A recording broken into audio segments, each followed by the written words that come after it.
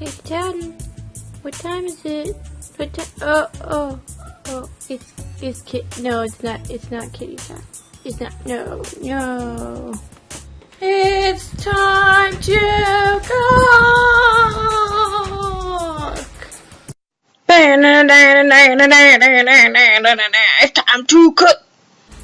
So what are we making today? I don't know. Yes, I do. I do know what we're making today. We're making a panade. What's a panade, you may say?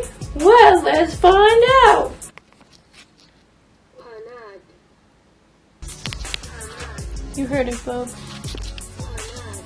Okay, that didn't tell us anything. But you know what a panade is? Panade is a soup made with bread.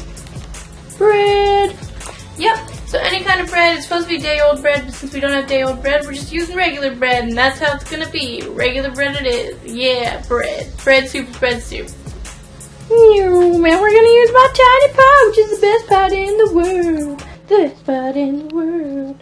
The best pot in the world. So obviously for this recipe you need your bread. So bread's pretty important. Also, some ingredients we'll maybe like to add. As always with all of our recipes, it's up to you what you want to do. We are going to be adding some onions, some garlic. We're going to have oregano, chili powder. There's thyme hiding back there. Oh, you little thyme. You're always so shy. Beans, also a very important part of our panade. Panade, that's what it is. Forgot for a second. Sorry, bread. You're important. Okay. Beans, which I'm going to teach you all about. Some tomatoes. We're going to add a little bit of our green dragon sauce from the lovely Trader Joe's because I love it. A little bit of brown sugar and sausage because we love our meat here in this kitchen. So about our beans here. So I'm actually using fresh dried beans that I soaked overnight. Those tend to be, a little bit cheaper than the canned variety. Canned variety is actually super easy, but these, I find the dried beans tend to have a little bit of a better texture to them. So what I did is I soaked these overnight. You want to do it for probably about 8 hours beforehand, but overnight's easiest, obviously, in water about 3 times their volume. That will get it ready for the cooking process, and then it's going to take a little bit of extra time to cook these as well, usually hour and a half. You want to keep an eye on them. It should come out to a nice creamy and then chewy as well texture, which is awesome. So you learned a new thing today, cooking beans. Yeah, woo! Now that you know everything about beans, we're going to get chop-a-lopping on our vegetables, and we'll be right back. Whoa!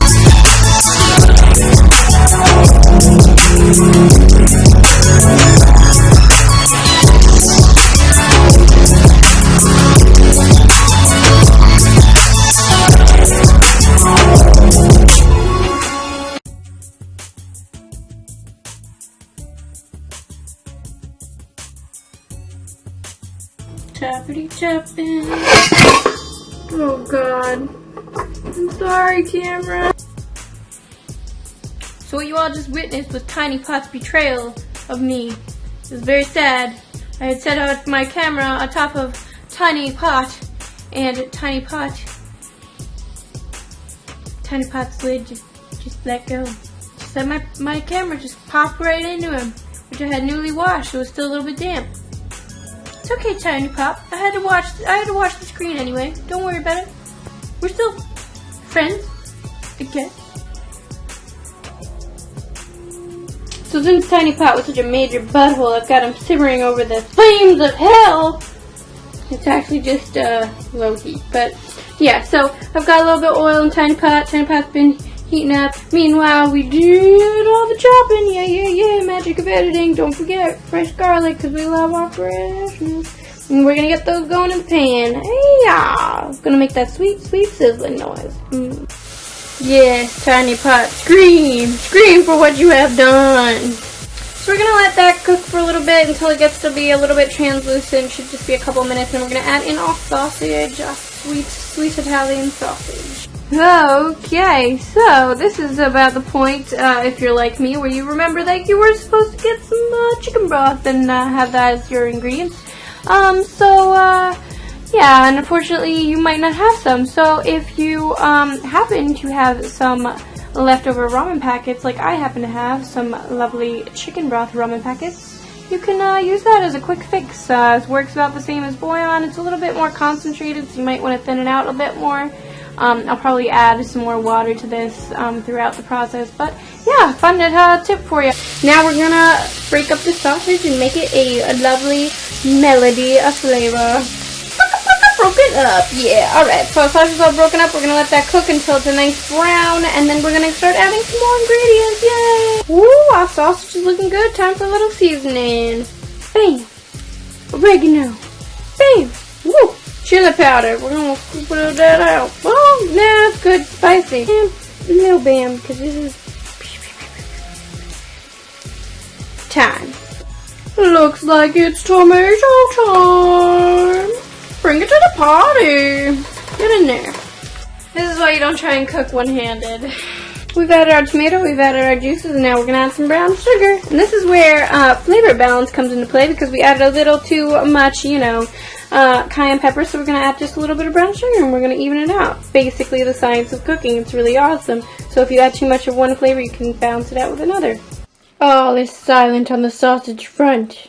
But what is coming? Perhaps more screaming, perhaps more pain, perhaps more hell! Oh my god, I'm so tired. Must keep stirring. Time to do a beanie dance. Swimming, and off to swimming. It's the bean song theme. Whoa! So, we've just added our chicken broth. That was boring, so I didn't show it to you. And we're going to wait now a little bit. We're going to cover this baby, and we're going to let those beans cook. And when those beans cook, then it's time for the master of ceremony. The bread! It's bread soup, y'all. Goodbye, soup. Why do I feel like I'm always saying goodbye to my food? Goodbye. This is a great opportunity to do what you do best. Netflix. Or homework. Unless this is your homework! Grad school is the best. Voila! It's been an hour. We've let our beans simmer until they're delicious and creamy and wonderful. And everything has come together in a delicious, wonderful broth. And now it's time to add the bread. Now I've toasted our bread. So it is... Oh, hello, kitty. So it is a bit drier, which is what the recipe actually calls for, a day-old bread. So if you have day-old bread, feel free to use that. If not, toast it, and that will get the right texture for you. So let's go into the pot! And this is what it all comes together to look like. It's more of a stew than a soup, but they're both kind of similar, sort of the same-ish, sort of not the same thing. But it's going to be delicious, yeah! Bread soup. It's delicious. It's made of bread. It's made of soup. Yeah, bread soup. So, if you like what I make and you like to eat, then you should watch me, you should subscribe, you should tell your friends, you should comment. If you have any questions, ask them down in the comments and I will try to answer them. And I will try and come up with super fun new recipes and techniques for you. Got it? Don't forget, it's time to cook!